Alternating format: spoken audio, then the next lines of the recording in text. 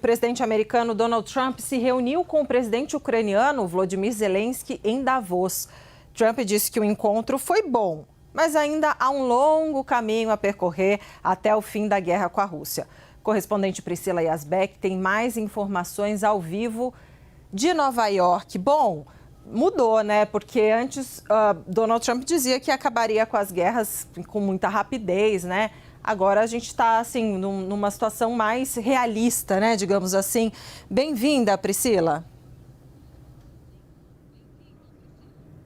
Exatamente, Débora. É uma situação bem diferente de quando ele estendeu o carpete vermelho para receber Vladimir Putin no Alasca. Agora Donald Trump reconhecendo, então, que há um longo caminho e que não é tão simples assim resolver a guerra como ele tinha falado durante a campanha, justamente que ele conseguiria encerrar o conflito entre Ucrânia e Rússia em 24 horas se ele fosse eleito. E aí houve esse encontro entre ele e Volodymyr Zelensky em Davos, no Fórum Econômico Mundial. Eles tiveram uma conversa que durou cerca de 1 hora. E nessa conversa ficou bem claro que Volodymyr Zelensky aprendeu a jogar o jogo de Donald Trump, bajulou bastante Donald Trump, depois quando teve um painel para falar sobre como foi a reunião e, inclusive, fez duras críticas aos países europeus. Então, Zelensky disse que a Europa depende demais dos Estados Unidos para sua segurança, perguntou também qual seria a resposta dos europeus se algum outro país, diferente da Ucrânia, fosse invadido pela Rússia. Ele falou que nesse momento a OTAN,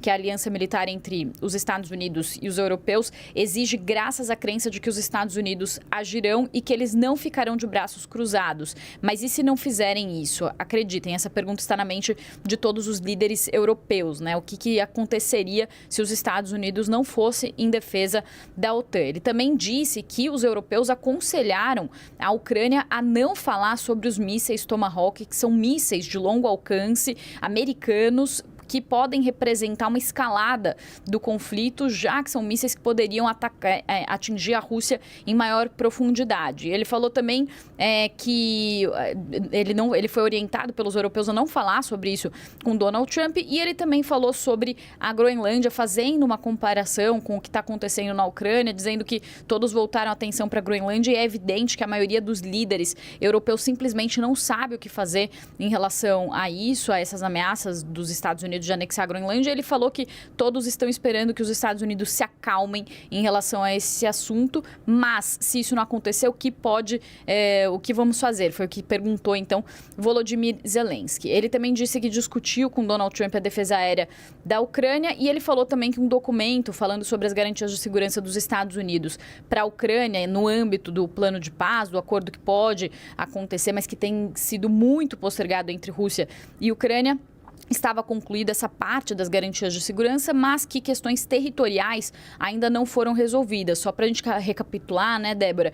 Os Estados Unidos prepararam um plano de paz entre Rússia e Ucrânia. Esse plano foi modificado pela Ucrânia, também em conversas com europeus. A Rússia gostava do plano dos Estados Unidos, como foi colocado inicialmente, que previa cessão de territórios ucranianos para a Rússia, que inclusive não tinham sido ocupados pela Rússia. E aí Zelensky fala que a questão das garantias de segurança, que também era um ponto importante, como que ficam as garantias de que a Rússia não vai fazer um novo ataque à Ucrânia depois de um eventual cessar-fogo, que esse ponto está resolvido. Mas que o ponto da cessão de territórios ainda é um impasse, e tem sido um impasse desde quando essas negociações foram retomadas com esse novo plano dos Estados Unidos. E aí Zelensky falou que vai haver uma reunião nos Emirados Árabes Unidos com autoridades da Ucrânia, dos Estados Unidos e da Rússia nesta sexta e neste sábado para tentar avançar sobre o assunto. Então, estou falando bastante do Zelensky porque ele falou mais